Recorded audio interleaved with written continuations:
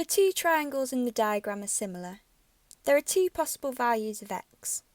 Work out each of these values. State any assumptions you make in your workings. So the first thing we can do for this question is we can highlight the key pieces of information. So these two triangles in the diagram are similar. Now what this means is this smaller triangle is proportional to this larger triangle. And the second thing to note for this question is there are two possible values of x. Now the reason for this is because side AE may be proportional to side AD. However, side AE could also be proportional to side AC. So we want to work out the possible values of x for both of these scenarios.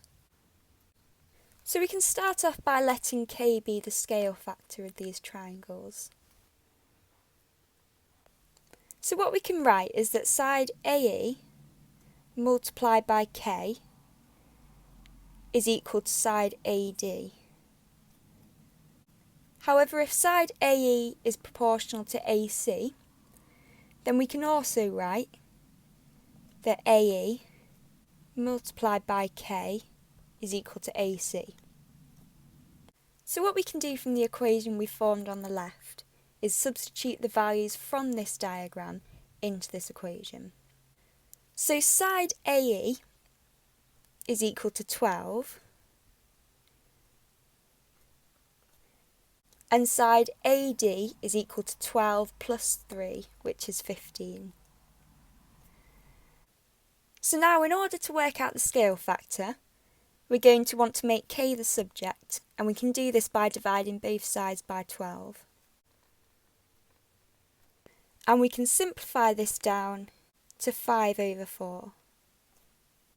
So if side AE is proportional to side AD, then what this means is that side AB will be proportional to side AC. So we can form a new equation from this. And again, we can substitute the values from the diagram into this equation, but also the value for k which we've worked out. So side AB is equal to 8. Our value for k which we worked out is 5 over 4. And side AC is equal to 8 plus x.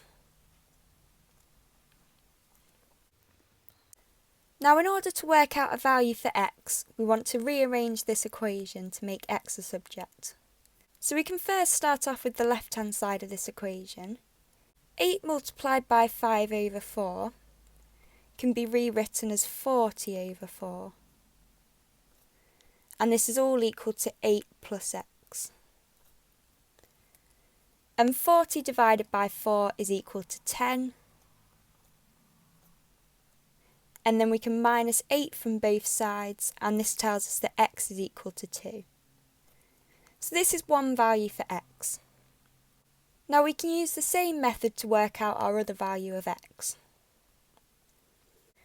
So with the knowledge that side AE is proportional to side AC, we can also work out that side AB multiplied by k will be equal to AD. And we're going to want to substitute the values from this diagram into this equation. So side AB is equal to 8. We don't know our value for k.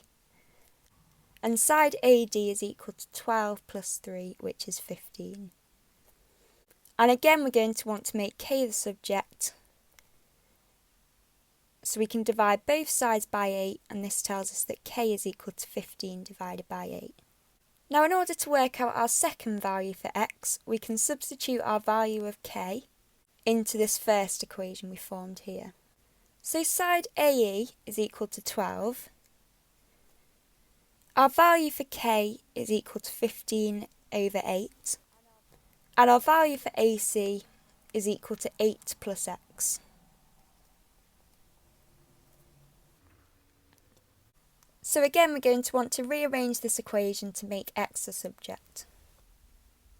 So 12 multiplied by 15 divided by 8 is the same as writing 12 multiplied by 15 all over 8.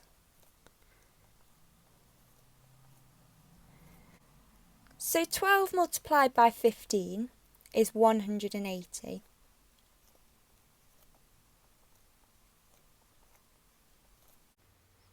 And what we're going to want to do is simplify down this fraction on the left-hand side of the equation.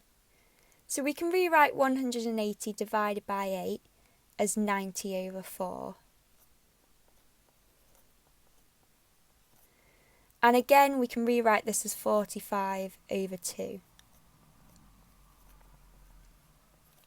And 45 divided by 2 is 22.5.